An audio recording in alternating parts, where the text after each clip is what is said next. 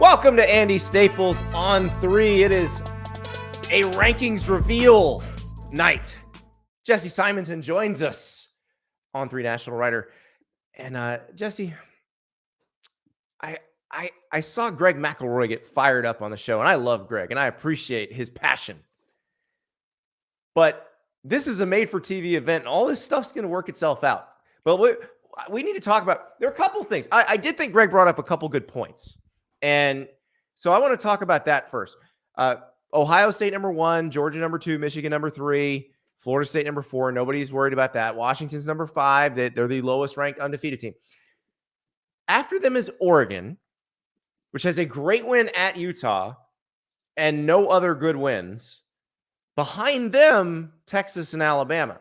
And so one argument that was being made by the panel, which I get, is why is Oregon ranked ahead of Texas and Alabama? And the other one that Greg McElroy was bringing up is Texas could keep Alabama out of the playoff if Alabama wins out. So let's tackle those separately. Let's start with the Oregon being the highest ranked one-loss team first and foremost. Well, Greg's point, I thought, he's clearly not a big fan of the pig farmer, Andy. He does not think overly highly of the Utah Utes, and his argument was that Oregon win should not mean as much compared to obviously Texas beating Alabama and what Alabama has done recently, racking up wins. Ole Miss, Texas A&M. That's not a great one, but Ole Miss, Texas A&M, and obviously LSU this past weekend. It's not a bad argument. The idea, though, that both he and Herbie were kind of speaking in absolutes, that Texas absolutely would block Alabama. I don't know about you, but can we say that with 100% certainty? If the tide of the team that literally ends Georgia's 30-some-odd game winning streak, Texas will be ranked one spot ahead of Alabama if Texas is a one-loss Big 12 champ. Yeah. You do think they beat them in Tuscaloosa. Yeah. It wasn't like a fluky win either. No, it was not. It was not. I'm just raising the conspiracy theory skepticism here that they would keep out the biggest brand who just knocked off the reigning 2-time champs. Here's what they want from us. They want consternation. Right. They want everybody to freak out and run to their message boards. That's good for business. That's good for ratings. It keeps everybody talking. And we love that too. We want you talking about college football too. But we are going to let you talk in an intelligent way about college football. So here's the thing about the big scare of, would Texas keep Alabama out of the playoff? Well, no. And here's why. Because you'd need a couple of undefeated teams to fall. And then you'd have room for both of them. Well, guess what? If Alabama is in line to make the playoff, it's because they beat Georgia. Right. So that's one undefeated team gone. Also, one of Ohio State and Michigan is guaranteed to lose. The other thing that fan bases on these, message boards, and God bless them, we love them, but that they don't take into account is that we have not seen the College Football Playoff Committee get it wrong yet. Now they talk in word salads, right? Every time. Poor Boo Corrigan's up there. His favorite line tonight, favorite line last week too. It's a combination of both. Because it doesn't really make sense with some of their. It's about the resume, and then what he says about Michigan and they were up 17-0 against Purdue. Oh, good old game control. Yeah, love game control. We're talking about Purdue, but again, even amidst all the word salads that they kind of chew up on all these ranking shows, thus far, we've seen them get it right every time, and it's going to sort itself out. I do think there is an argument to be made that Greg was making tonight that maybe you slot Oregon behind Texas and Alabama, among these one-loss teams. But the Ducks control their own destiny too. They're going to get to play. If they continue to win, they'll play Washington probably for a rematch. And if you beat the Huskies, you're getting in. Well, and that's when I do these projections, I have Oregon ranked ahead of Washington. And then I do the resume ranking. I have Washington ranked ahead of Oregon because Washington beat them. But the projections are what I think is going to happen. And if Oregon plays Washington again, Oregon's going to be favored in that game. I'm just telling you that right now. Oh, I agree. We know that. I agree. So now ESPN FPI might not favor them because I have no idea how they come up with those numbers. Did you see that? Is FPI the one that has Penn State ahead of Michigan or beating Michigan this week? One of those does. Yes. And it also has Ohio State with a 77% chance to make the playoff when they're going to be an underdog in Ann Arbor in 3 weeks. Well, I'll tell you what, they're the only one that can be a one-loss non-conference champ that can make it. I think. I don't know that Georgia can either. But no, maybe. I think you're right. I think Georgia would get in if they lost on Saturday, won in the but beat Alabama in the SEC championship game. It's interesting. So that Penn State over Michigan FPI thing, I'm looking at another advanced stats projection. Our friend Parker Fleming, they have those advanced stats. He puts out the advanced stats previews. Interesting. It's not projecting Penn State to beat Michigan, but the projected score in that game, 21.76 for Michigan and 18.62 for Penn State. So that's a one bounce of the ball changes everything kind of situation. Maybe we are looking at, because I mean, we did the pick show last night, and me and Max Olson are like, it doesn't matter if Harbaugh coaches, Michigan's going to kill him. And maybe we're missing something there.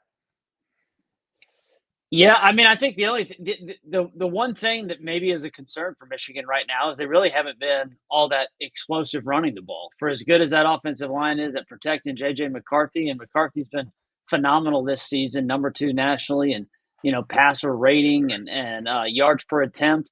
But Blake Corum is not ripping off these long runs. Donovan Edwards has been a shell of himself compared to what he was a year ago. So I guess if Penn State can make the Nittany Lions one-dimensional, or can make the Wolverines one-dimensional, that's a path to victory. The problem, I think you and I both agree on, Penn State is one-dimensional. And thus far, we've seen it in spurts with some explosiveness. We talked about it on Saturday night. Cephas finally, has a big game. They're going to have to win. If they win, it's going to be on the arm of Drew Aller, and he's going to need the kind of a coming out party to kind of beat this Michigan defense. Yeah, we'll talk to Sean Fitz of Blue White Illustrated about the Nittany Lions later in the show, because they are coming off a pretty explosive offensive performance against Maryland that looked a little bit different than what we've seen so far this season. So maybe, but again, all of this TV shows, and you're right, poor Boo Corrigan has to come up and say all this stuff. It doesn't matter. They only need to do this once, and that's after the championship games. But they do the TV show. We like the TV show. It gives us something to talk about. And so that's what you get with that. Now, I was wrong, Andy, by the way. I released the projections yesterday. I thought because of the whole, it's a TV event. This was only the third time, I think, in the history of the rankings that, from week 1 to week 2, none of the top 5 teams lost. So they, were they going to shuffle the deck? I kind of thought they'd flip Georgia and Ohio State. Just because Ohio State's resume took a little bit of a dent with Notre Dame losing again, so that win doesn't look as good. Wisconsin, just completely embarrasses itself at Indiana, so that win doesn't look as good, coupled with the struggles at Rutgers. But I guess kudos to the committee. They held their feet firm and said, we need to see more. And so I bet Georgia will go 1 if they beat Ole Miss on Saturday. Well, and that's the interesting thing. So I said when I did my resume ranking that this will be identical to the committee's ranking. I was wrong. I have Louisville too high. I have Louisville at 9, and they have Ole Miss at 10. I have Ole Miss at 10, and Penn State would be number 11 if I went down to 11. So I had Louisville too high, but I suspect Louisville will wind up at number 9 if the Vegas lines are correct this week. Right. Because Ole Miss would lose at Georgia, Penn State would lose to Michigan, and they would both drop, and Louisville would pop up. Because I don't think, Oregon State's 12, I don't think they would be popping up. Now, interestingly enough, as we train our brains for next year, the real cut line for next year would be between between Louisville and Oregon State. That's where you run out of at-larges, and then that highest ranked Group of 5 champ pops up. So yeah, and this one, this one they had Tulane as the only one ranked. I was actually kind of surprised that they didn't rank Fresno State. Well, and they can't rank James Madison because James Madison's not eligible. By the way, they're fighting that. Listen, when James Madison writes something, it's worth reading. The U.S. Constitution, letter to Jerry Moorhead, the NCAA Board of Directors chair, who's also the Georgia president. They wrote a strongly worded letter today saying, "Hey, we would like some relief. We would like a waiver that lets us be in a bowl game this year." And the thing is, I think James Madison may get into a bowl game anyway because they may not have enough bowl eligible teams, and they'll probably let James Madison and Jacksonville State play in bowls because of that. But James Madison, because they're undefeated in the Sun Belt, which is a good deep league, should be considered for that highest ranked Group of 5 spot. And did I see correctly that if the NCAA does grant them that waiver, that the Sun Belt folks said that they would come in and they would then make James Madison eligible for their conference championship? You've got to, because you, as the Sun Belt, you want them to be your representative. Remember, the Sun Belt's never had one of those. All the other the Conference USA hasn't had one either, but the other leagues have all had somebody in the New Year's Six or the BCS at large. Remember, Northern Illinois has gotten to the Orange Bowl. Western Michigan got to the Cotton Bowl a few years ago out of the MAC. Boise State has done it. You've got all the teams from the American have done it. So it is very important to the Sun Belt. So yes, you would let them play for the title, and they deserve it. They haven't lost. Now they still got to play Appalachian State and Coastal Carolina, but I mean, they just whipped Georgia State, and that's one of the better teams in the league. They went to Troy and won. That's one of the better teams in the league. The folks holding Troy tickets, conference championship tickets, are praying that waiver is not granted. Yes. They're like, no, just screaming no. Yep. Nick in the chat pointing out that Ohio State has beaten 7 teams with winning records so far. And that is, Ohio State's resume is why Ohio State's number one. We peg it to the Penn State win and the Notre Dame win, but the fact of the matter is that they've played a relatively strong schedule compared to most of these other teams. And sometimes we forget to look at the middle of somebody's schedule. We only look at who are the awesome teams you played. Well, and also, and Boo Corrigan kind of touched on this a little bit tonight, but I do think sometimes we have a hard time, we as both the media, but also we as just college football fans, of how do you view a win? Is it a rank? Does Georgia's win against Kentucky count because Kentucky had a number next to their name that weekend, or what does it look like today? I look at it. Where did you wind up at the end of the season? How good were you? But there are factors you have to consider. For example, did you have a star player who got hurt at some point during the season? Did you beat that team with the star player or without? That matters. Those things also count. It's all nuanced. Like you've got to look at everything. To quote Boo Corrigan, it's a combination of both, Andy. It is a combination of both. But back to the Oregon thing. So here's why I think Oregon's the highest ranked one-loss team. Because the committee feels like everybody else that Oregon probably should have beaten Washington when they played and probably will beat them when they play the next time. But they have to keep Washington ahead because Washington won the game. And I'm okay with that. The games have to matter. So I'm good with that. Now, does Oregon have a better resume than Texas? I don't think they do. So you could put Texas and Alabama ahead of Oregon and then just pop them back up once they beat Washington. If they right. Yeah. And it would not surprise, I don't think, either one of us if, there's a little bit of the shuffling going on the next couple weeks, whether these teams, win or lose, just because this is a TV product and they do want folks tuning in to kind of see if there is a change. But the rankings that matter is the last one. And right now, this is just about fun and fodder. Absolutely. Speaking of fun, the Michigan story keeps getting more and more fun. Couple things on Tuesday. So on Monday, you had the Associated Press with the story that someone at a Big Ten school, which we've since found out is Purdue, collected Michigan signals prior to the Big 10 championship game last year, and that they got it from other Big Ten schools. And we find out on Tuesday from Sports Illustrated, there's lists of the signals. There's a whole spreadsheet, and we find out it was Ohio State and Rutgers allegedly that helped get these. Now, there's nothing about going to other sites. Based on what we've read, it looks like they gathered this during the games they played and through the coaches' film, which they're allowed to do. But somebody's trying to muddy the waters here. And, if you're a Michigan fan, you're going, well, why is that okay and what Connor Stallions did isn't okay? Well, the only reason is they passed a rule in 1994 for cost-cutting reasons. But they did. So there it is. The other piece of information, I believe it was Lane Higgins. Straight out of the Onion. Journal. What an incredible story by Lane Higgins in the Wall Street Journal. Deep dive into Connor Stallions, who we learn bought a house in Ann Arbor in 2022. Shortly after, lots of old vacuum cleaners began showing up on the porch. Apparently, Connor Stallions was running a vacuum cleaner refurbishing business out of his house. And according to the Amazon reviews, he was a terrible vacuum cleaner refurbisher. Many unhappy customers.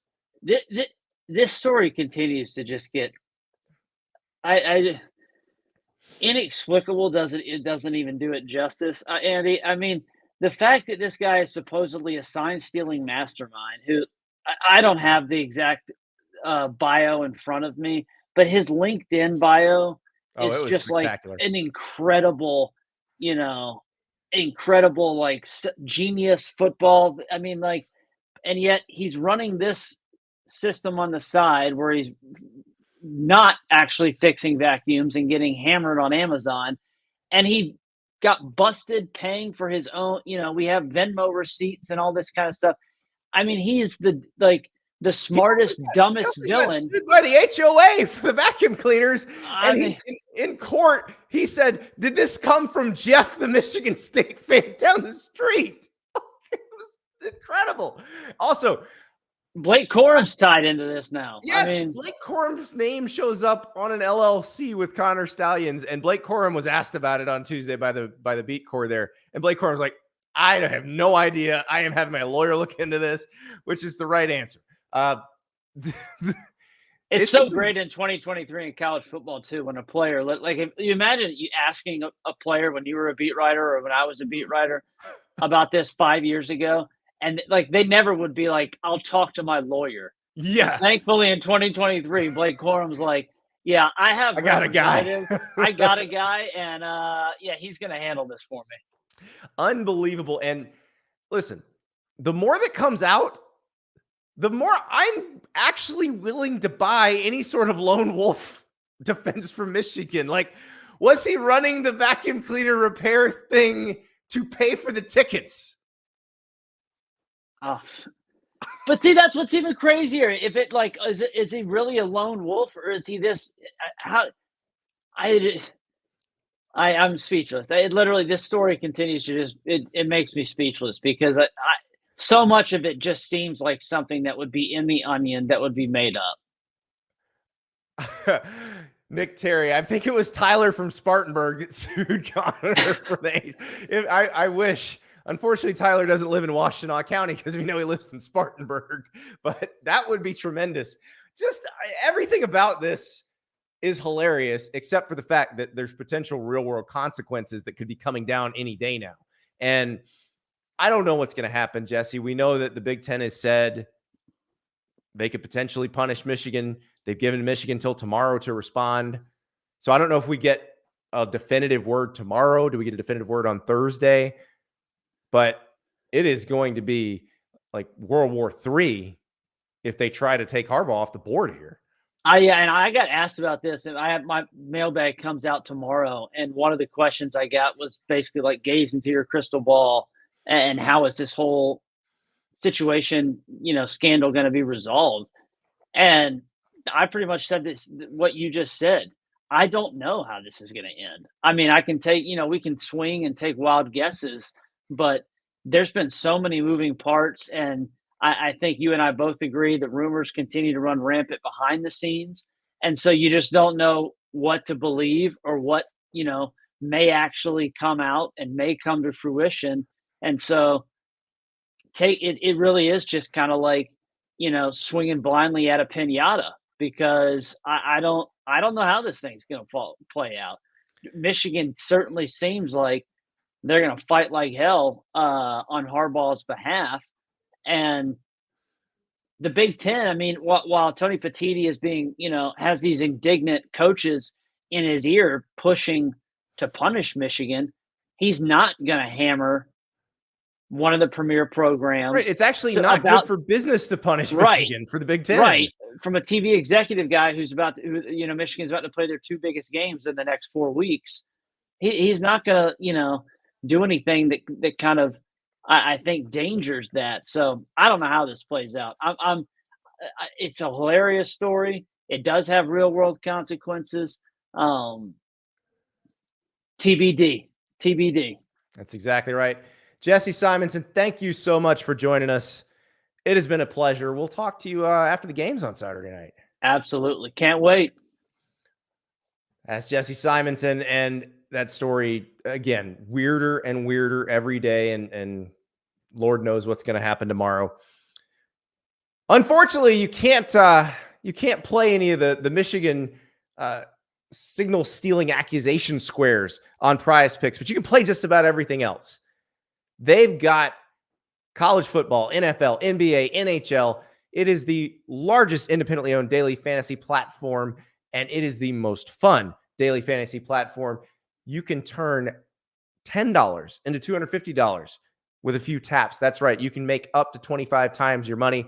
You pick as few as 2 squares. You pick as many as 6. And you say, I think this person will have more than or less than this many yards, points, touchdowns, goals, baskets, you name it. And so how do you do that? You download the Prize Picks app. Use that referral code Andy, and they'll match your first deposit up to $100. Last week, I had a $50 play on 3 squares, 2 involving quarterbacks, 1 involving receivers, combos of both, and it turned into $250. It was just like magic, and it's a lot of fun. On Fridays, I go through the Prize Picks options, sometimes Saturday mornings right before the game start. I ask you guys for help on Twitter. You guys usually have good advice. Sometimes I ignore it. Sometimes I take it. But go to Prize Picks. Use that referral code Andy. They'll match your first deposit up to $100. All right. Now we got to talk about a very strange story out of NC State.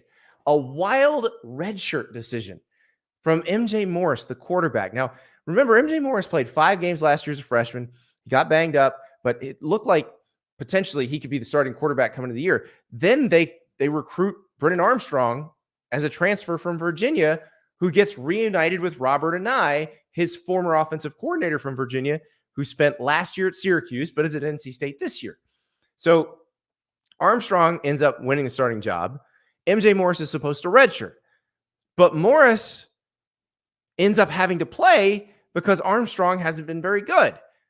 So as the starter, MJ Morris goes 3-1. He loses to Duke, but he beats Marshall, Clemson, and Miami.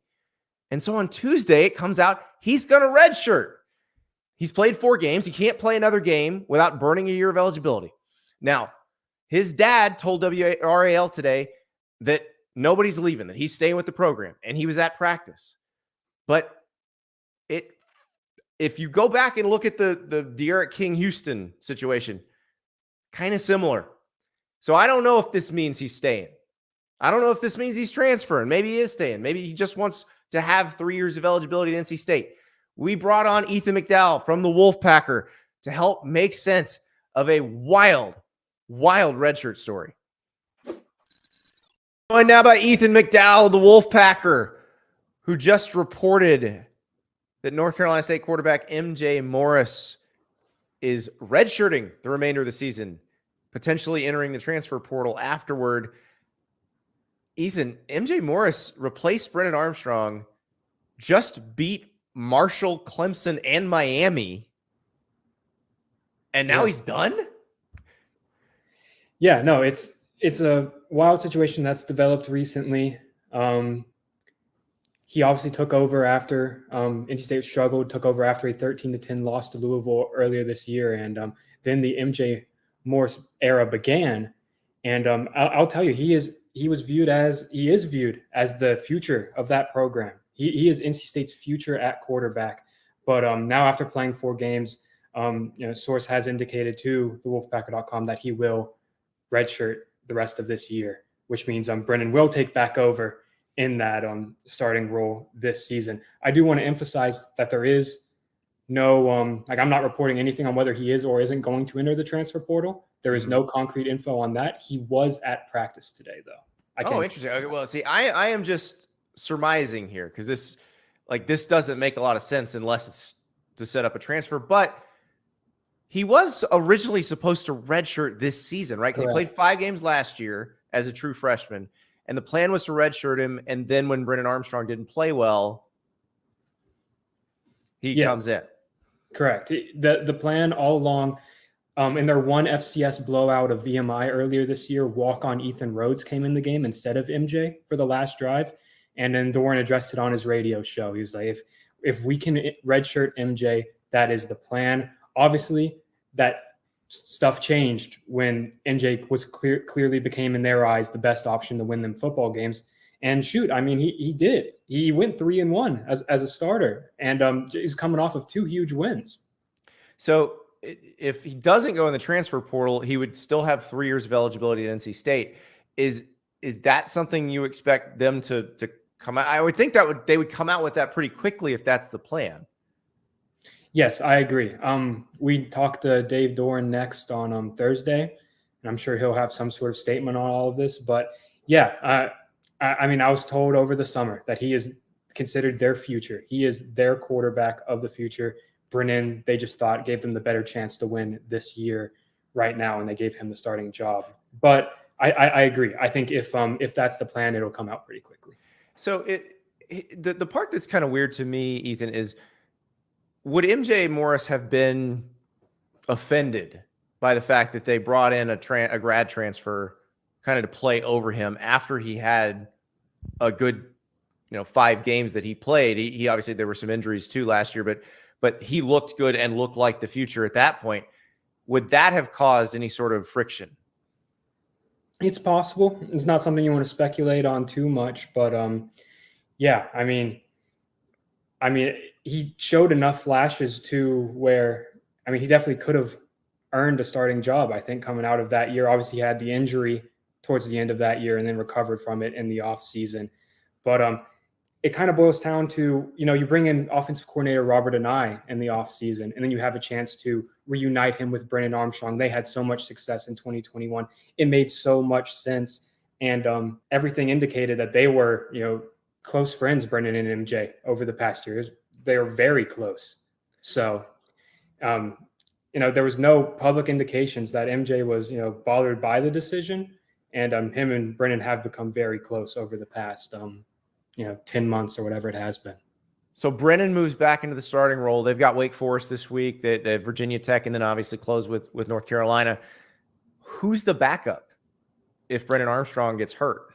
Yeah, so now you're looking at a quarterback room where you have walk-on Ethan Rhodes, who played the past game, or not the past game, but he played against VMI in one drive. And then you have true freshman Lex Thomas, who is he had a missed part of his senior season due to an injury, recovered from that, but now he's healthy. So it would be one of those 2 players. You'd have one of them under center, not a lot of experience. And it's especially, it makes you wonder because Brennan, he's NC State's leading rusher. Even after he was benched, no one else led them in rushing. He was the most consistent guy on the ground for them. So now you have to look at it where, okay, Brennan running the ball is going to be a very important part of this offense moving forward. We have to weigh that against the possibility of if he gets hurt, there's just not a ton of experience, a ton of options around him. Yeah, and so those last 2 wins got NC State bowl eligible. They're 6-3 right now. This could be a pretty good season for them still. Yeah. How how big of a blow is this news, and how shocked were you when you found out? I was surprised. I think that there were so many things. It finally started to feel like the Robert and I offense was starting to click. Everything was starting to come in together. The ball was rolling, and MJ was a huge part of that. He was one of the leaders of this team, even when he was the backup. The team loves him. So it just felt like everything was starting to click into place, and they were starting to get the ball rolling. That elusive 10th win for NC State was still on the table with the bowl game. And now you kind of have to recalibrate. But fortunately, you have a guy. Brendan's played a lot of ACC football. He's very familiar with the next three opponents. And now he gets a chance to go and beat Virginia Tech, which he hasn't done. He didn't get to do while he was at UVA. So they have one of the better backups in the country. It's just whatever's beyond that is the big question mark. And I think you feel comfortable with Armstrong, but there's just those question marks that remain past him. Well, I guess we will wait to find out what the long-term plan for MJ Morris is. Ethan McDowell, thank you so much. Thank you, Andy. Definitely a very interesting story that bears watching, because while MJ Morris, his family saying they plan to stay at NC State, this is a weird situation. How does that work with the team? How does that work with the coaching staff? And I guarantee, even though they're not supposed to be, there's probably coaches from other schools who are saying, we thought you looked pretty good against those Clemson Tigers and Miami Hurricanes, and we wouldn't mind you being our starting quarterback, and we wouldn't recruit over you like they did at NC State. Maybe. I mean, that's probably going to happen. I don't know if he's going to transfer, but that part of it's probably going to happen. We'll find out what happens next. Very interesting note on Tuesday night out of Missouri. Eli Drinkwitz, in his press conference, went down the injury report, and there was a name on there that I don't think everybody was expecting. Wide receiver Luther Burden is questionable for the game against Tennessee this weekend. Luther Burden is obviously Missouri's most dynamic player.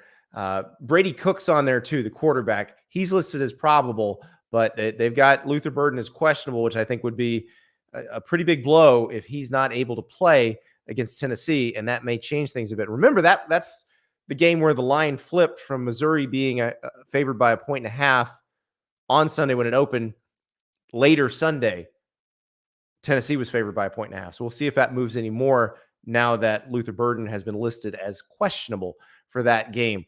Another big game, probably the biggest game this weekend, in-state college, Pennsylvania, Michigan and Penn State. We're going to talk about the Nittany Lions. We'll take a deep dive in a minute. But first, I need to tell you about Bird Dogs. Got my fart knockers right here. Love these shorts. They're tremendous, but the weather's getting colder.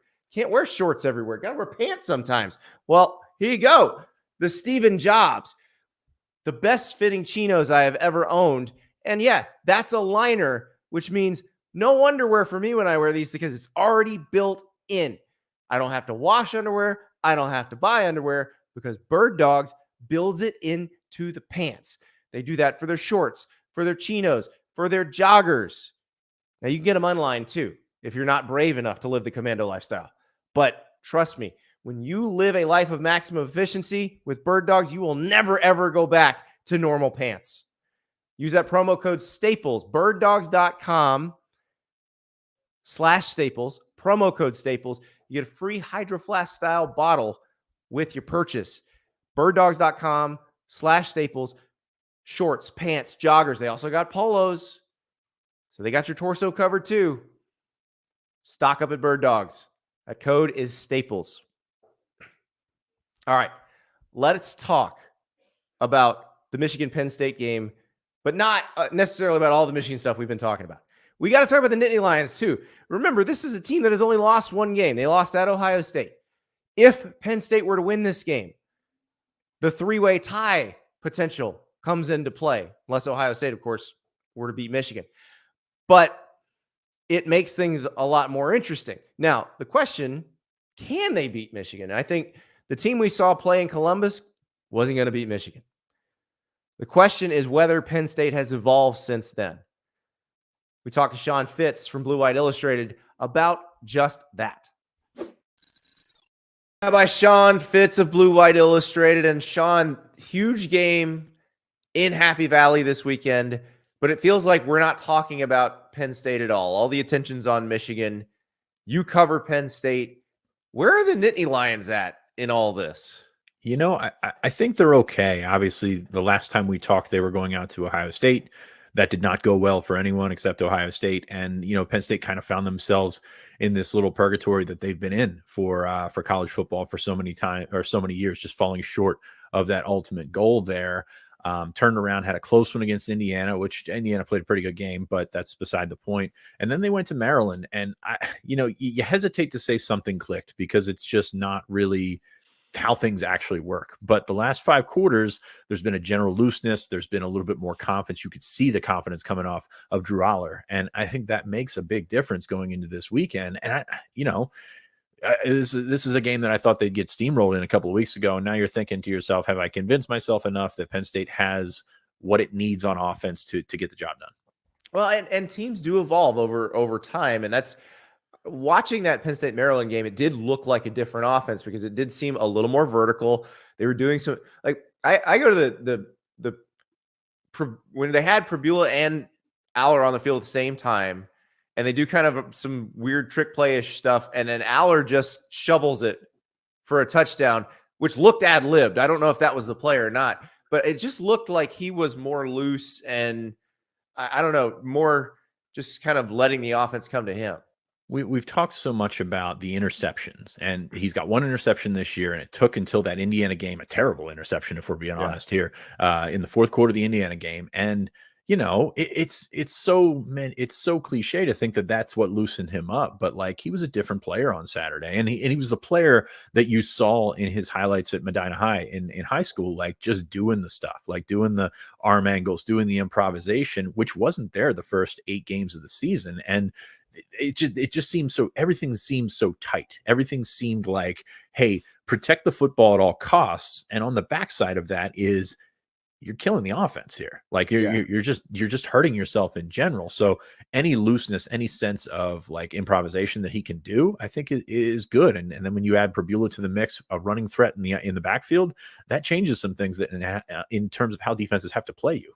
Well, and it also looked like Tyler Warren and Theo Johnson, the tight ends, seem to be more safety valve than check down this time. Like, I can throw deep, but I can get something with these guys, and it's not, I don't know, it didn't look as kind of stuck in the mud as the early season offense did. Well, those guys like to inhabit the middle of the field, which has been non-existent for Penn State over the first 8 games. Like they were, I don't want to say scared to throw it over the middle of the field, but they just didn't. Like there was no, we talked vertical passing game, we talked the short screen stuff, but like there was nothing over the middle that would have softened up that seam. And that's, I think, what you started to see. He's got confidence. He threw 2 of the best balls he's thrown all year to Tyler Warren on 1 drive, including the touchdown that was, between three defenders there. So if you're going to get that kid, if you're going to get that guy, that Drew Aller, like you've got a shot if you're Penn State. Yeah, and that's what makes this interesting. James Franklin got asked about the receivers. Dante Cephas had a good day. He had 2 touchdown catches, including a nice fade in the back of the end zone. And Franklin had a response. He's clearly been paying attention. Yeah, obviously, Dante having a huge game last weekend was big for us. Keandre had a good game as well. The tight ends did some really good things. We just got to continue building on that. We have to continue building on that, not only this week, but then also on Saturday. We need some other guys to step up as well. We need Keandre to take the next step. We need Dante to take the next step. We need tight ends to take the next step.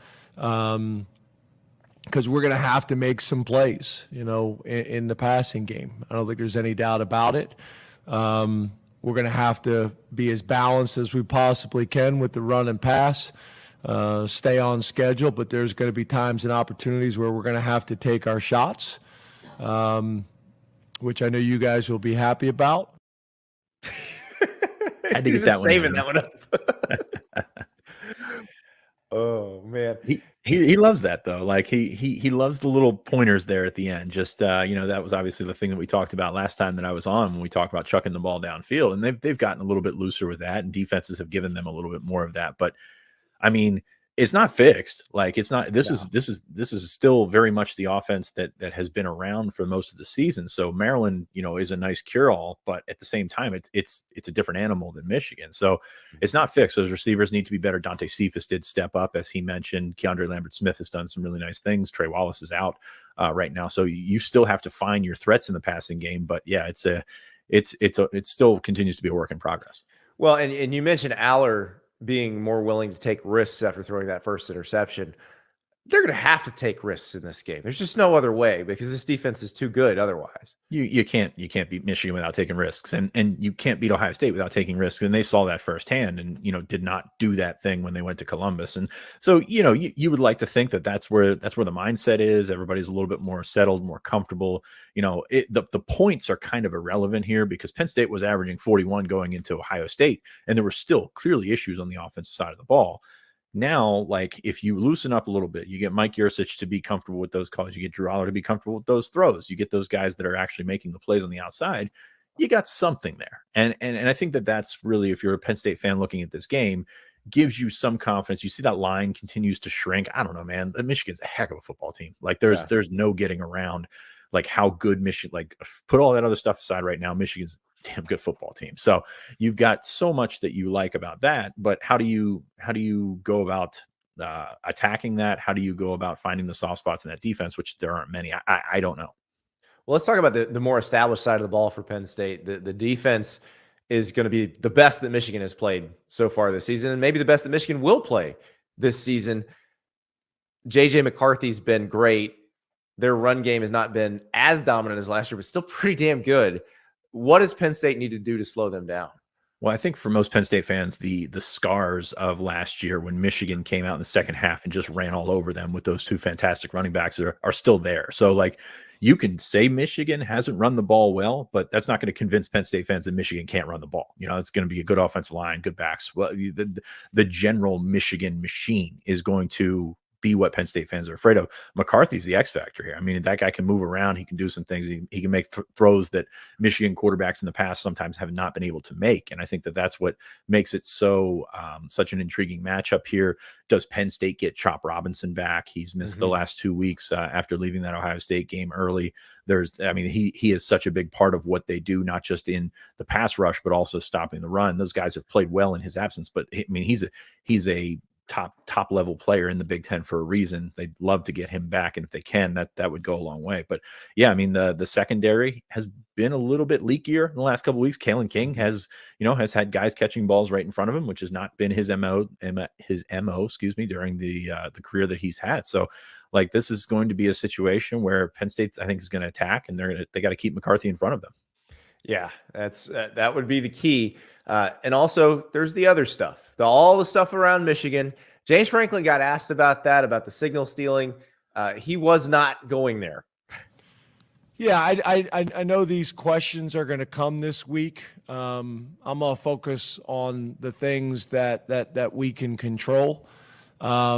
We always have to have a plan, and I think I've already kind of covered this and talked about this in terms of what we do and how we communicate to our players and how we communicate to our team during games. But I'm going to leave it at that because less is more. Yeah, definitely in this situation. I'm not going to tell you how we're going to alter our signals so that they don't know what we're doing. But he did also have another answer, Sean, where he kept mentioning on film, what we see on film, on the coach's film. That seemed like a very coded message. I mean, that's what coaches like to do, right? They like to poke and prod and get their shots in, and then if you're called out on it, I didn't say anything. I was talking about film. I was talking about watching X player in Y situation, and yeah, I think that's where college coaches just love to peel it back, I guess. So Max Olson and I were talking about this on our pick show. If Jim Harbaugh were to be suspended for this game, would it move the line at all, do you think? I don't think so. Like, I don't think so. Michigan has done it without a head coach before, so it's not it's not an unprecedented situation for them to go through this. And but I just think that the First off, I think the line is probably a little bit smaller than it maybe should be. Like there's too much of that outside interference taking its toll on the line. No, I think it's probably a 4.5 to 5.5 point game. I think I saw it down to 3.5 at one point. So like, yes, Penn State has played Michigan well at home. Like that's kind of been this series has been sort of home and home, and that's I think what goes into it. But Michigan is still, regardless of who's actually wearing the big headset in the game, I mean that's still going to be a top to bottom really good team. So you talked about Penn State's purgatory, and it is a situation where it feels like they are just stuck below Ohio State and Michigan. How big for them would winning this game be in terms of just breaking out of that mold? I mean, it'd be massive because you don't, Penn State, you look at the history under James Franklin, big games. Where do they go? They go to the other side. Like that is like when we talk about him not wanting to be distracted by Michigan, he's got enough things to worry about because of his record against, top teams. And that's, sort of the job. He'll deal with it. He's making $9 million or whatever. Yeah. But yeah, you look at what Penn State has been able to do is just get to the doorstep and then just kind of stand outside. And that's been the MO for this team for so long. It would be unbelievably huge, especially when you take a look at the potential tiebreaker on the other side, with the teams that they play in the Big Ten, which is a really, really funny tiebreak. I mean, you look at that and you think Penn State has played Iowa, Northwestern, Illinois, and you think, well, Penn State doesn't have a shot. And then you look at who the other teams have played and the record is worse. It's unbelievably funny. But Iowa would control the everyone. Big Ten title race, and not in the way that we think, because Iowa's maybe going to win the Big Ten West. But yeah, Iowa could put Penn State in the title game in a 3-way tie scenario. Anything short of like opponent punting yards, you would not think you would find yourself saying that. But Iowa is the linchpin here, and Penn State. I mean, that's a really good win. I mean, Iowa, 31-0. I mean, that was impressive at the time, considering what Penn State was up against on offense, and we saw that a couple of weeks later. Like that's a pretty good win, but still, yeah, man, that's an insane. I mean, if there's a better call for abolishing divisions, I don't know what there is. It's just it's been funny to watch this, and like Penn State's in the West, it's a different story. Michigan's in the West. It's so crazy to think about this little magnification of these divisions. I don't even know. Like, I'm so glad they're going away. It is. Yeah. It's never worked out. It's funny because they tried it with Legends of the Leaders because they knew geographic divisions would cause this. Right. But Legends of the Leaders was just so dumb and no one could remember who was in what division. And so they had to go to this, and you're right. But it will be more fun because all you have to do is look at the Pac-12 race and how crazy it is, and the Big 12 race and how crazy it is, and realize, ooh, this could be next year a whole lot of fun in the Big 10. Can't wait. Like, it's going to be wide open, and it's going to be, teams that are going to have to clash styles and like maybe take a step back because of it. Especially look at those teams out west. I thought Penn State Utah was going to be more of a game last year, and Penn State was by far the more physical team, and they were third or fourth most physical team in the Big Ten last year. So it'd be very interesting to see. And then you've got the flip side where those guys are throwing it all over the place. So it's going to be fun. I mean, I think it's good for college football viewership. You look at the schedules that they put out last week, and those are some pretty tough, like you say that as a fan, pretty tough matchups, but at the same time, pretty intriguing viewership numbers are going to come from that. So I'm really excited to see how this goes, especially from a guy covering Penn State since 2006. I mean, you're sitting in the second or third chair all the time, like, and it's tough to, they've been to Indianapolis one time, and it's kind of tough to deal with that if you're Penn State fans. I would love to go back to a Penn State fan who's watching LeVar Arrington play and tap him on the shoulder and be like, so in 2024, you'll play UCLA at home and then at USC in consecutive weeks. And those are conference games. It's crazy. I mean, it's so different. It's where it's going. I mean, you've been talking about this for years now. Like, this is all where it's going. It's not geographical. It's economical, I guess you would say, instead. And it's, I'm open to it. It's just, I'm not going to miss the trips to Iowa City and West Lafayette as much as I'll enjoy the trips to Seattle and Eugene. Yeah. The restaurant scene in Seattle, slightly different than the one in Iowa City, though I am partial to Hamburg and number 2. they'll put gravy on anything if you ask. So I mean, what more can you ask for, really? And someone will probably be trying to get you to vote for them, and you'd be like, I don't live here. I'm not in the caucus. It's okay. That's the best way to handle that. Yep. Sean, thank you so much. It's my pleasure. Thanks for having me on, Andy. Sean Fitz from Blue White Illustrated talking Nittany Lions. We seem to be forgetting the other team that's going to be on the field in Happy Valley on Saturday. But yes, Penn State still has a chance to win this game, which would make things very, very interesting. But now we head out west. There's a lot going on in the Pac-12 every week. Just a bunch of bangers in the Pac-12. Who better to talk about it than former Pac-12 great, future Big Ten great, Geoff Schwartz. We are joined now by former Oregon great, Geoff Schwartz, longtime NFL offensive lineman. How smart is this guy? He has a urinal in his house. Think about that for a second, guys. Think about it. Well, I'll give my wife the credit on this one. She put a urinal in the master bathroom, like water closet. I think that's what it's technically called, right? It's like a little, the toilet and urinal are in the same little room. It's the best thing I have in my house, bar none. It's it's one of those like eco-friendly ones too. So like every week I pour like a gallon of water down it to flush, and like we're good, man. It's the best thing in the house. It saves my wife obviously the annoyance of the seat up or seat down type of conversation, but also just like I pee in the middle of the night every night. So when you stumble in the bathroom at 3 a.m., I don't have to turn the lights on. I can feel the urinal with my legs, like where it is, and just boom, done. Go back to sleep. It's wonderful. It works. This is the type of efficiency that only offensive linemen can produce. Yes, and I'm here for it. Well, speaking of offensive line, we're going to talk about your alma mater because they've got a pretty good offensive line. They're getting USC this week. USC has made a change at defensive coordinator.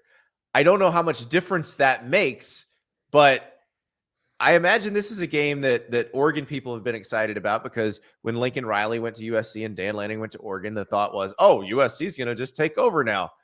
Does not seem to be that way. No, it doesn't. And, there's a rivalry between Oregon and USC because basically when USC was good with Pete Carroll, Oregon took the back seat. And then when we sort of overcame Pete Carroll the last year I was at Oregon, and then subsequent years, and Chip got to Oregon, Pete left. Like Oregon was the leader of the Pac-12 conference. And now obviously with Riley back, it feels like USC has kind of closed the margin. And there's always a recruiting battle as well, right? We're going for the same kids, even though it doesn't seem like USC gets those kids anymore. And, so there's always sort of this rivalry between the two schools, even though we don't play very often. I think we only played 17 times since 1998. I think we're 11-6 in that time span. Obviously, USC was very good with Pete Carroll, and so it's always been a test, right? We test us against USC. We want to be the blue blood, right? We want to be what USC is, and I think Oregon's getting very close to that. And obviously, this weekend, the coordinator change. Anyone with half a brain could have told you what was happening with USC's defense this season. They're actually worse than I thought they would be, which is remarkable. But this is a defense that's not built sort of with the core tenets of what you need to be successful on defense. You need size. You need big football players. They have little football players. Even Barry Alexander, who is really good. He's like 6'3", 300. I mean, that's like a small NFL D tackle. Like that's a small player, right? If you're that small, you better be Aaron Donald, right? Super explosive, get off the ball. Like that's not really what Bear is at this point. Mostly that's because of the defense. Mason Cobb was outstanding at Oklahoma State. Comes to USC, can't tackle a soul. Like and part of it is, Andy, and this is what it's not I'm saying you don't know. You have to be intentional with wanting to be good on defense, right? It starts with practice habits, starts with weight room habits. I'm not accusing USC of not lifting weights, but you have to be intentional with how you build your defense. And Lincoln Riley has not done that. Yeah, it's Alex Grinch's fault. I get it, but it's also the head guy. It's his job, right? His job is to make intentional that you want to be physical and violent. And what Oregon has done with Dan Lanning, which I love about Lanning, he's fantastic. I know he didn't beat Washington this year. I get it, blah, blah. It's the first time he's ever been a head coach. I think he's like 19-4, 20-4 in 2 years, which is remarkable. He is intentional with wanting to build strong on defense and strong in the trenches. Like he's intentional about it. He goes after those big body players and showing on the field. And our defense in year two is really exceeded my expectation. I thought we'd be good, but not as good as we are. So It's gonna be fun to play USC this weekend. The coordinator changed and didn't do anything. Like if you want the issue I have with USC defense is they do too much like moving around, right? They just kind of well, okay, you go Stunt simple for the sake against of Oregon. stunting. Yeah. But you know, if you play vanilla against Oregon, good luck. I mean, like, great. I mean, our offensive line will just maul you. So you mentioned the offensive line of Oregon. You know, Alik Terry, 30 years old, offensive line coach. It's like his first big boy job. He was at Hawaii. He went to Minnesota Vikings to be assistant D-line coach. And Mike Kavanaugh's there behind the scenes as well, was a long-time offensive line coach for 30 years. But, dude, they've gotten better, man. Like, first-time starter left tackle. And really, Jackson Powers Johnson, the center, is the best player. It's his first year really starting. He's been in the lineup, transfer from Rhode Island at right tackle. And then what's interesting is we brought in 3 transfers, including Cornelius, and the 2 other guys were thought to be starters. And nope, the left guard's back from last year, the right guard's back from last year, and they've gotten better throughout the season. So I like Oregon in this game. It's nice. I'll tell you what, man. No shot at previous coaches. I like the coaches. We won a Rose Bowl with Mario. I like them. But, like, I am not concerned at all about, like, being up for a game, right? Like, I have no issue. I have no concern that we're going to just not show up against USC. You know what I mean? Like, it's going to be – I just have a lot of faith in the staff. And so I'm excited for Saturday. So this is another crazy week in the Pac-12. The way the schedule works out, the way going divisionless last year, it makes it more fun. That Utah-Washington game is fascinating to me because I'm not sure Washington can keep Utah's offense down the way Oregon kept Utah's offense down. So it feels like it could be more of a shootout-y type game than Oregon Utah was. Yes, it certainly feels that way, but I just don't have faith in Utah's offense, right? I mean, they're in the 80s right now in points per drive, and that helped obviously score 55 last weekend against Arizona State. But I just they're so just one dimensional, right? Like if you're Washington, you just say, okay, Bryson Barnes beat us, right? Like who's their quarterback? Like we're not going to let you run the football. And Sione Vaki, by the way, hasn't played very much the last couple of weeks. He's taken a beating having to play safety and running back. So like just okay, Bryson Barnes beat us. Like that's the problem with Utah, right? Like USC wasn't good enough to play defense against Utah. They let Bryson Barnes run all over the place. Washington just rushed 4, man. Like just don't let him beat you, right? I mean it's that simple. And so I think that's the game plan. And look, Utah defensively, they played okay against USC. And they didn't play terrible against Oregon. And so Washington kind of presents the middle ground between the USC and Oregon, in my opinion, on what they can do. So I'm curious. I just, if Washington scores in the 30s, which is probably likely, Utah can't keep up. I don't think they can. And I give Utah a ton of credit for where they're at right now with all the guys they're missing. They're not just missing quarterback. They're missing 2 quarterbacks, 2 tight ends, 6 running backs are out. They're down their middle linebacker. They're down a safety. They're down a defensive line. They're down so many guys, but I don't think they have enough in this game to really, in the end, make Washington struggle. Because Washington, look, Michael Penix has played worse when pressured up the middle. Utah has edge rushers. Like that's not a matchup that favors them. Washington tackles are really good. So I'm curious if they try to slow the game down, run the football. But I will say, though, Washington's defense is low-key not very good. They're 96th in the country on third down. Like, they're just not good. They don't hit the quarterback, which is odd because Braylon Trice is an incredible pass rusher. I think he leads the country or near the top in pressures. They don't hit the quarterback enough. So Utah maybe keeps it close, Andy, but, I mean, 34-21. I just don't know if Utah can score enough. Well, and it's interesting to hear you say this because it makes it sound like you think that Washington's going to get through undefeated to the Pac-12 championship. They got Oregon State and then a Washington State team that's kind of fallen off. I do think they're going to be undefeated. Look, you sort of need some of these wins, in my opinion, when you go undefeated, right? The Arizona State win, you don't score an offensive touchdown, but you win anyways. The Stanford game where, realistically, they had a chance to lose that game. Stanford catches that ball on 4th down. And they go to the Coliseum and put it 52 and win that game, even with, turnover here and there. Like it just, you win those games. That's part of what you do. The Oregon State game is interesting. The Beavers, to me, they're 12th in the country, I believe. I don't know what they'll be in the college football playoff ranking. I think they're around 12th, right? Yeah. They feel like a tiny bit of a hollow top 12 team. Like, I don't know if would they beat any other top 10 team right now? I don't think so. everyone says, well, they're going to play in Redshirt and they're really good at home against Washington. Yeah, I'm with you. I'm with you. They're good at home, but like, what do they do really well? They run the ball okay. I mean, Colorado's defense played them pretty well.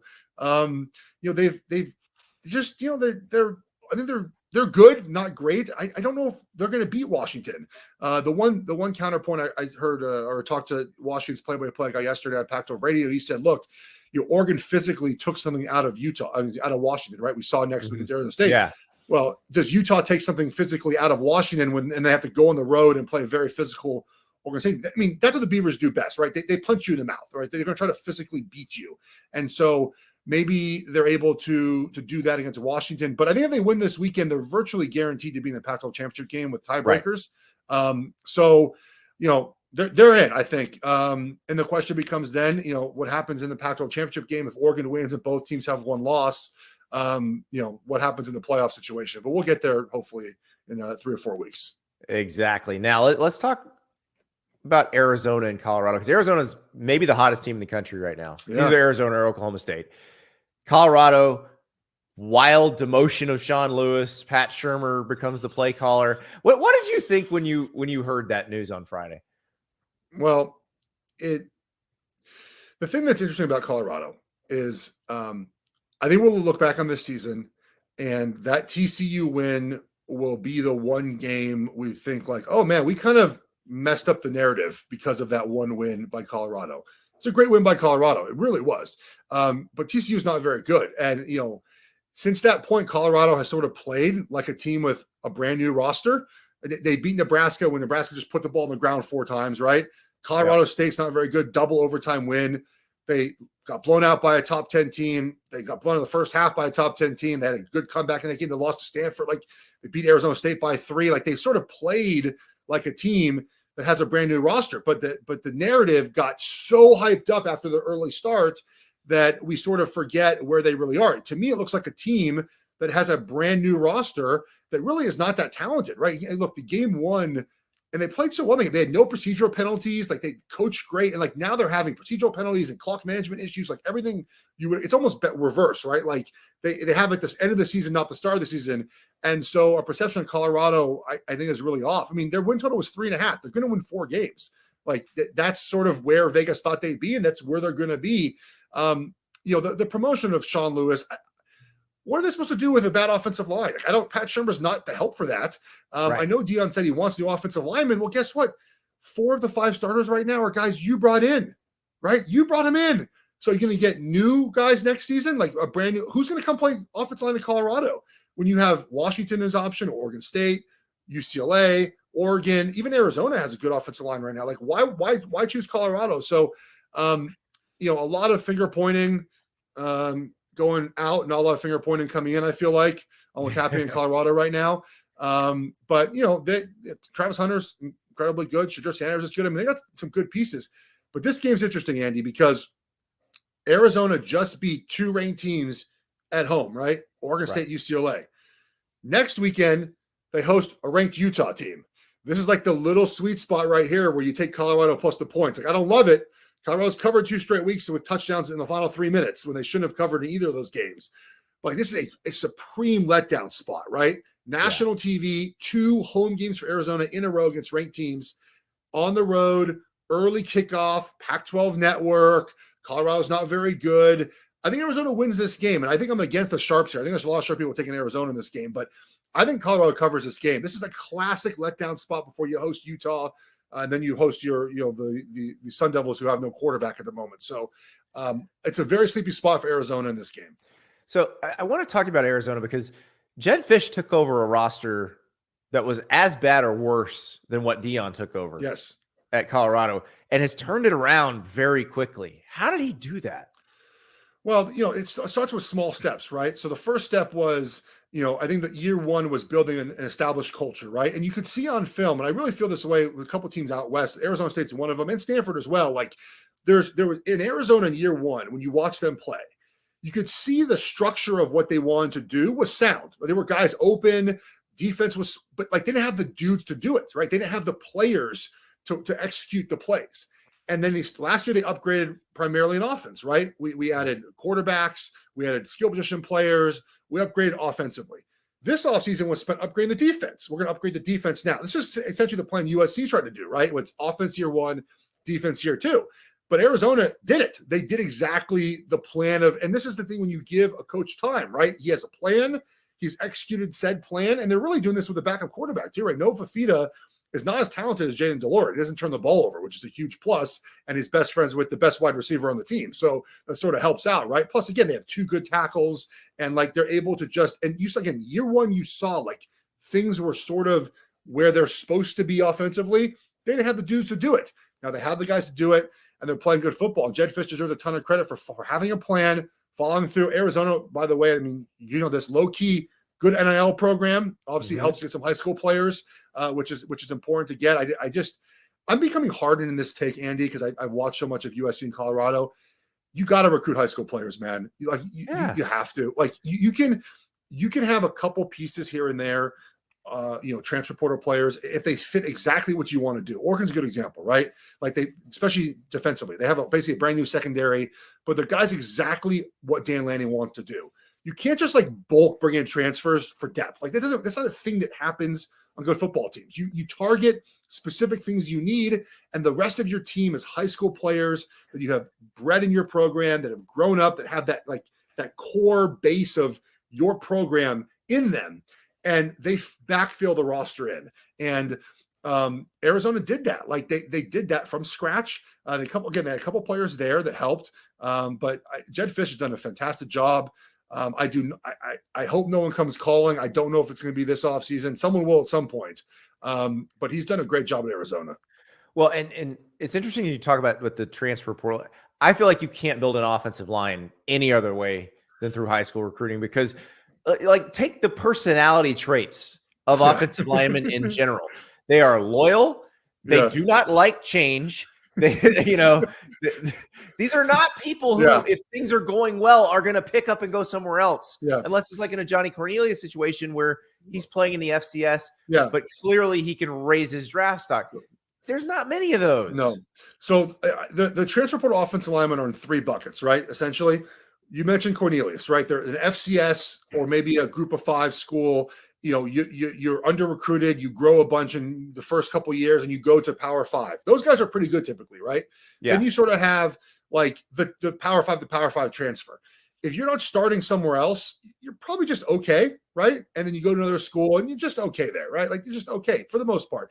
Then you have the grad transfer, right? Like 4 years in, you're at a school that doesn't win. You just want to go somewhere and win. That happens, right? Like that. Tyler Steen last year, who had his first NFL start this weekend. Yep. But most of those guys, if they're good enough, are in the NFL, right? For the most part, not everyone, but for the most part in the NFL. Now, if you have an established O-line culture like Michigan, like Oklahoma, those guys, I think Oklahoma has 2 transfer portal starters, right? Left guard, left tackle. Michigan has like 4 sprinkled in, right? Yeah. Like if you have an established offensive line culture, it does feel like you can sort of pick and choose some portal players and be fine. But otherwise, you have to grow from within. You have to build them in your strength program and just get them in your system and grow them slowly through the process of getting better as an offensive lineman. If you try to build through the portal only, I think it's really tough to do because for the reason I just gave, like you just don't have a lot of those guys. And, for every Cornelius, there's 6 other guys that aren't good. And if you look out west, and I focus obviously out west, but, the best offensive lines, Washington, Oregon State, Oregon. I think Cornelius is the only transfer who starts. Like at least the only transfer who recently transferred. Yeah. It's a big thing. And again, I mentioned Oklahoma and Michigan. Like they're the only 2. Miami, I think, has the center's a transfer. I know for sure. Right. Maybe one. They've got one other one. Yeah. But it's established. But they have established offensive line coach who's like has that culture. So it's just hard for other places to do that. Yeah, and it's amazing. And I go back to Oregon and Josh Connerly. That's Dan Lanning's first big recruiting win. Yeah. And who'd they beat for him? USC. Yeah. I mean, look, the funniest thing, dude, is this USC fans. We don't pay for high school players. We only pay for portal guys. I'm like, okay, so if a 5-star quarterback goes to USC, it's for the love of the game. But if he goes to Oregon, it's because he's getting paid. Is that what I'm believing here? Like you just don't prioritize that.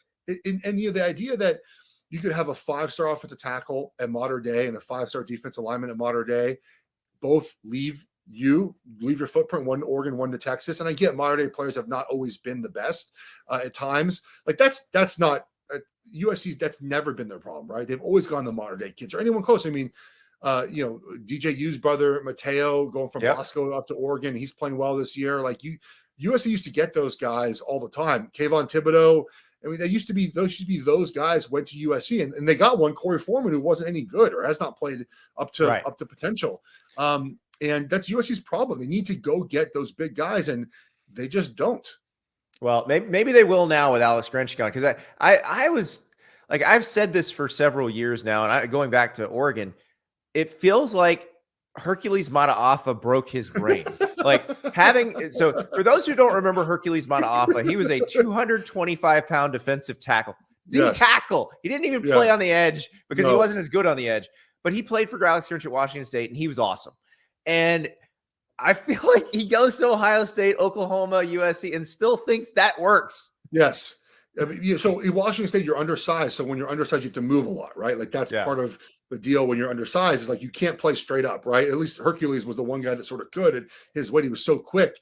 But if you play straight up, you just get bullied, right? And so the idea is you move everywhere. Well, at USC, again, to my point, like you should be able to get the 315-pound defensive lineman where you just play straight up. Obviously, that makes more sense in the whole scheme of things. If you could just play with your 4 defensive linemen, bench pressing offensive linemen, and getting off the block, which is what Oregon does in base downs, like that makes you a better football team. You have more guys that can play in the secondary. Linebackers are cleaner, and USC doesn't do that. The question I have about their defensive coordinator hire is who's going to want to go there, right? Like who's again, back to the beginning conversation. You have to be intentional with wanting to be good on defense. And I don't know if Lincoln Riley is intentional. Who's your name? I got a name. Zach Arnett. I realize he's the head coach at Mississippi State right now. And you're thinking, well, why? Well, because he's probably going to get fired. He's got a $4.5 million buyout with an offset. He's a Leach guy. Or he's not. No, he's a Rocky Long guy. So he's not a Leach guy.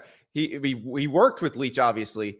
But so there's a connection there. But yeah, he's a Rocky Long guy, knows Southern California, runs a 3.35, which is a little bit different, gives you a little bit more to think about during the week of practice. I'm just saying. Yeah, that makes sense. Again, because I think the Leach thing is important, like knowing sort of the offense you're getting yourself into, having to play against, like in practice and knowing that you're not going to spend as much time hitting as you might, even though Mike Leach was sort of old school in that, I think he did like to hit a little bit. That's an interesting name. The 3.35 is not run a lot. TCU does it for sure, right? And they've obviously not played this play, but it's not a ACC, Big 10, Pac-12. No one's really not 3.35. Big 12 it's a Big 12 thing more than anything else, right? It's kind of like and it actually started at Mississippi State, Joe Lee Dunn years and years ago. But it's one of those that it causes you to have to figure out all your fits. It's like a defense having to prepare for the triple option. It's just a completely different world. Agreed. And I, as an offensive lineman, I hated playing those teams that sort of ran a high version of that because the fits are hard to get to. I think the problem is you just become a little small, right? That's sort of the issue in that situation.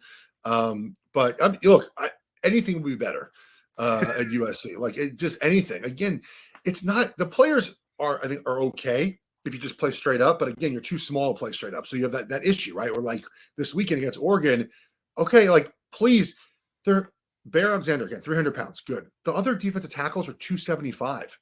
I'm not sure if you watch Oregon's offensive line, anybody, but if you're 275 playing 3 technique, you are being ejected off the ball away from the run. So they just got to get bigger first and foremost, get bigger football players to play. 3.35 anything will be great. Just get bigger players to play in your defense. Well, and it's funny. I know the audience is struggling with the idea of a 300-pound person being small, but coming from you, who played at what, 340? I played 340. Well, I mean, like again, like this is something very specific. So obviously, I watch a lot of offensive defensive line play. Like when you watch from like the behind angle of USC's defense, and this is a very draft thing. So like, but you can see like the leg size, right? Like the leg and ass size of like the USC defensive lineman versus like Oregon, who I watched like Brandon Dorlus is the same weight, I think, as Bear Alexander, like 300 pounds. But like when you watch Dorlus, he's freaking huge. Like he's big. He's like big legs, big arms, big shoulders. When you watch like, Popo He's also not inside. Like Dorlus is on the edge. Yes. And Taki Tamani, like they're Casey Roger, like all these guys, even the young kids are 330, like they're freaking huge. Jordan Birch is a defensive end who's 275, 280, 285. Like these guys are like big bodied humans. USC is not that. Eric Gentry is a weird prospect for the NFL, but he's like 215. Like he's good. He's a good football player.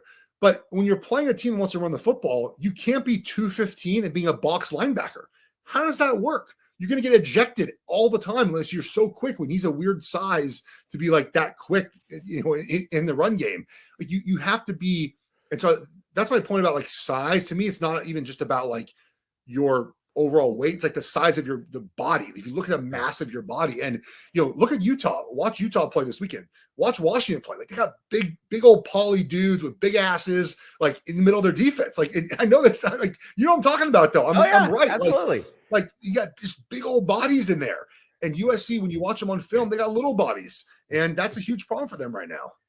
And this has been Talking About Ass with Andy Staples and Geoff Schwartz. Well, it's Thank true. you so like I know everyone laughs at it. I know everyone laughs at it, but like it's true. It's true. Like it's just like that's the way guys evaluate you. You're like, oh, that's a big old body right there. That's right. Can't have that flat butt. Can't have the acetol disease. No, you got big old legs, and so that's it's funny. We look at all that stuff, man. Like when I watch film, I notice all this weird stuff on film. I thought some. We had to. That was your livelihood. So, Geoff, thank you so much. The great Geoff Schwartz talking about what the NFL scouts call the bubble. Got to have a good bubble. Interesting news. Matt pointed this out in the chat, and it has been breaking out of Georgia news outlets on Tuesday night. Brock Bowers, he of the high ankle sprain and the tightrope surgery recently, was running at Georgia practice this week. So possibility, maybe him back for the Tennessee game. Certainly seems like he could be back for the SEC championship game. That is that was probably the tail end of the range of when he could come back. So I'd say, yeah, probably pretty good likelihood we see Brock Bowers again this football season, which very fun news for those of us who like watching the best players play. Not fun news for anybody who might have to play Georgia once Brock Bowers comes back. But that's how it goes. Tomorrow is a Dear Andy show. We want your questions. Your questions are the star. Find me on X, which is what we used to call Twitter, Andy_Staples. Instagram, Andy_Staples. Email me, AndyStaplesOn3@gmail.com. Turn your phone around, shoot a video of yourself asking your question, and you can be marginally internet famous. Cannot wait. You guys ask the best questions. We'll talk to you tomorrow.